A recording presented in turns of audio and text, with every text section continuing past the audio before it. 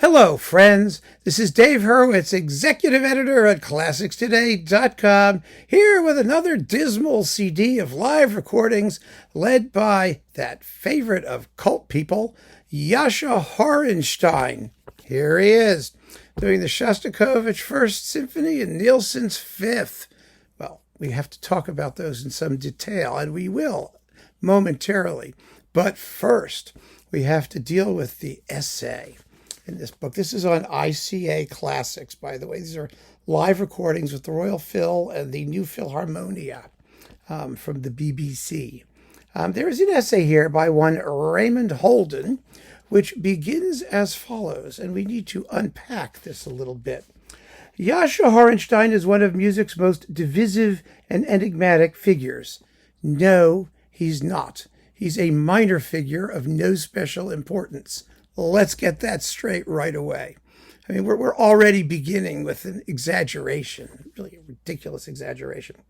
Considered by his admirers to have been a largely unrecognized great conductor who struggled against social and racial adversity, he was also dismissed by his harshest critics as little more than a wandering minstrel who seemed incapable of holding down an important musical post.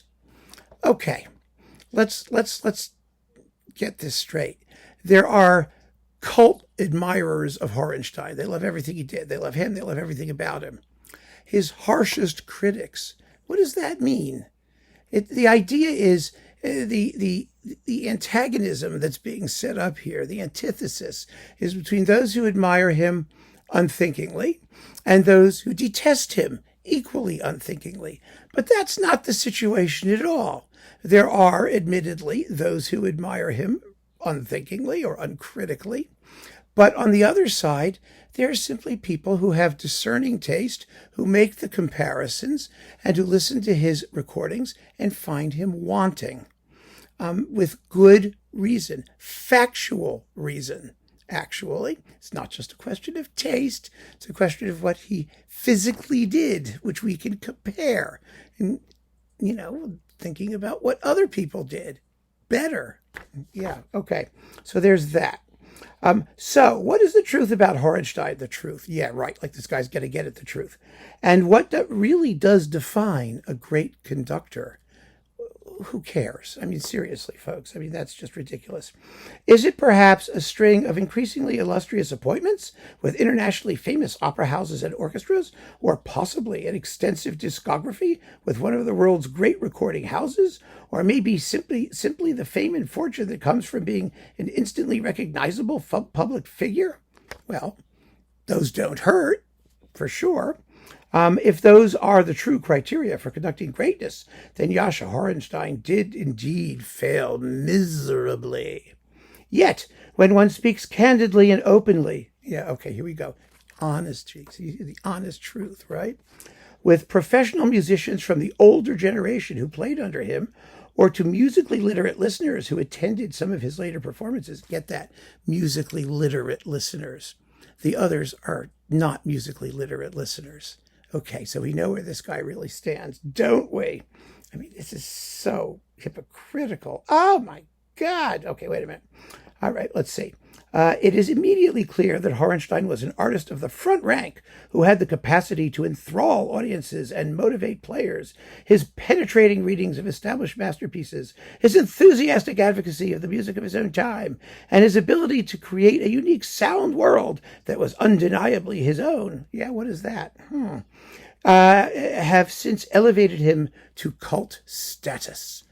Minor cult status. Teensy cult status. It would now be nothing short of churlish, did you hear that, to suggest that he was anything other than a great conductor. Okay, well, that's the opening. I'm a churl. Call me a churl. He wasn't a great conductor. What are you, on drugs? I mean, are you kidding? We have a discography. We can make the comparisons. He was second rate, period. Sometimes third rate. When he did his best, he was second rate most of the time. He did make a few good recordings. Yes, he did. Everybody did, who made recordings, generally speaking. But most of them are absolutely dreadful. I mean, really dreadful. And this is a case in point of, exactly what was wrong with Horenstein, generally speaking, because here he is live with an audience that goes wild after the Shostakovich. That was recorded. Let me see. They give us the actual thingies here, the dates. Well, hang on. Now we have to look at this thing again. Let's talk about the Shostakovich first. Well, why doesn't it tell us? Here we go. ICA Classic Shostakovich, something, whatever. Recording, Albert Hall. Oh, it's Albert Hall, 1970. And then the Nielsen, let's see, the Nielsen was 1971. It's a BBC studio recording. Okay, so there we have it. Now, 1970, Shostakovich, Albert Hall. Well, first of all, you have Albert Hall, which is like recording in an aircraft hangar. I mean, it's just an awful acoustic. Second of all, it is the most dreary performance of the first movement you will ever hear in your life. I mean, it is so lacking in face, in character. It just trudges along in the most metronomic way. And the climaxes, da, da, da, da, da, ba-dum, ba-dum, ba-dum. You can't hear the melody. They're just big clogged up aggregations of ill-balanced noise. That's what they are. And I'm not kidding. I mean, you listen to it for yourself. You'll see. It's absolutely dreadful. The scherzo, it's lacking in humor and wit. It has the same clogged up climaxes. I mean, there's more melody on top than in the first movement, so you can at least hear it. But it's shaky in terms of ensemble. The slow movement's okay. What are you going to do to wreck that? And the finale has all the problems the first movement has. It moves better, actually. I have to give it credit. The ending is satisfactory in terms of tempo. And the audience goes nuts at the end. Of course. It's awful. Absolutely awful. Now, Nielsen, Symphony No. 5. Horenstein made a studio recording of that, you may recall, for Unicorn. And it was noteworthy because of the ridiculously overbalanced timpani and percussion, which actually made that first movement climax really, really exciting. I mean, it had the best snare drum cadenza you'll ever hear. The guy's doing rim shots and all kinds of crazy stuff's happening. The second movement, however, was awful. It was another impacted, clotted sounding, rhythmically monotonous, under tempo, rigid. It was really, really bad. And most people claimed not to notice. The problem was that, in evaluating that recording, was that at the time that it was made, which was about the same time as this, the early 70s, there weren't that many independent recordings of Nielsen's Fifth around. There was the fabulous Bernstein recording, of course, but you had to get your hands on it if it was available, and it certainly wasn't as widely available in Europe as it was in the United States. And there were some other earlier ones that were, people still had not gotten their brains around the work.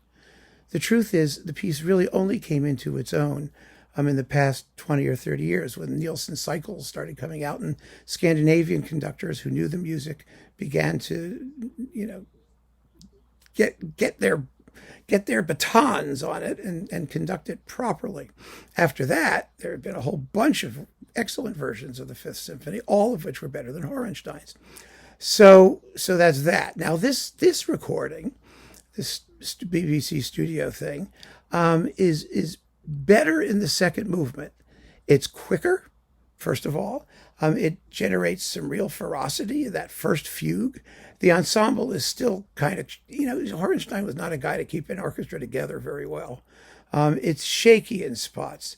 And the race to the finale is quite a letdown, actually, once it finally gets hopping again. It just doesn't catch fire.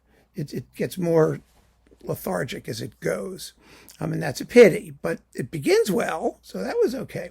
The first movement, however, is dreadful. It's much worse than the first time around. Again, it's a question of balance issues.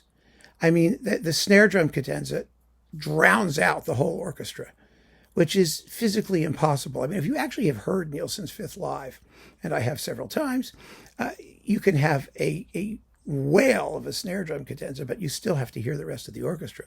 The brass chorale building behind it, that slow, inexorable pace that the snare drum is fighting against. You need the two have to be sustained in tension. Well, that doesn't happen at all here. It's just horrible. It's absolutely horrible. Until you get to that point, getting up to that point, there are all kinds of issues with balances. Actually, the timpani aren't too closely balanced. They're too distantly balanced. You know, the solo clarinet, all the woodwind stuff that you've got to hear. There's no bite. There's no sense of urgency to those incredibly important solos, the strident clarinet and all that stuff before you get to that. No, and the whole opening just sort of, it's supposed to be placid and calm, but there's tension. There's tension in the way the lower strings dig into, da da da, nah, none of that's there. That's all missing. It's just terrible, absolutely terrible. And so to make a whole hagiographic biography thing about how great he was, well, the only way you know if he's great is if you talk to people who played under him, or discerning, musically literate listeners who had a good time at the concert. I mean, that is such crap. It's such hokum. You hear the same nonsense, by the way, with the Furtwängler cult. I saw him. It was the most transcendental experience of my life. Anecdotal evidence is worthless. What matters is the sound of the recordings themselves. That's the only thing that matters. And today, what matters is the sound of those recordings in comparison to other recordings of the same repertoire by other artists, which may be 100 zillion times better or worse. But in this case, so many of them. I mean, how many wonderful Shostakovich First Symphonies are there? I mean, dozen or two. And Nielsen 5. At least half a dozen, 5 or 6 or 7. I mean, from Jungwon Chung all the way up to, Esa-Pekka Salonen and Sakari Oramo, who's amazing on Bis. And, they're just really fine Nielsen people out there now. Herbert Blomstedt. We don't need this. And we certainly don't need somebody to pretend that this is evidence of greatness.